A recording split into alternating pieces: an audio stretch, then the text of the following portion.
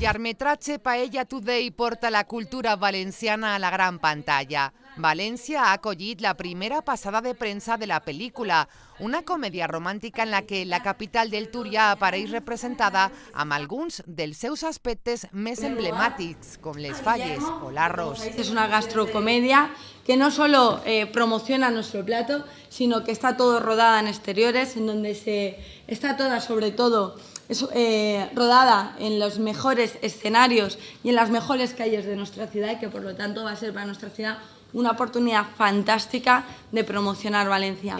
Olga Alamán, Pablo Rivero i Pau Gregori són els responsables de formar el triangle amorós de Paella Today, dos amics valencians que mostraran les seues diferències quan s'enamoren de la mateixa xica. Pues soy la protagonista de la película y bueno, me dedico ahí a marear a dos hombres, que ya era hora que una mujer mareara a dos hombres en el cine en lugar de un hombre a dos mujeres. Yo creo que es una manera de enseñar Valencia al mundo y yo creo que esta película es una manera idónea y perfecta. L'Ajuntament de València ha aprofitat la presentació de la pel·lícula per a exalçar l'arròs valencià i anunciar l'impuls d'una iniciativa que posicionarà al Cap i Casal en el mapa gastronòmic internacional. Vamos a proponer el Ayuntamiento de Valencia, junto con todos los sectores que hacéis posible que la paella sea a ese nivel, ese plato reconocible a nivel nacional e internacional, a determinar y a focalizar y a intentar, sobre todo, señalar en nuestro calendario que exista un Día Internacional de la Paella Valenciana.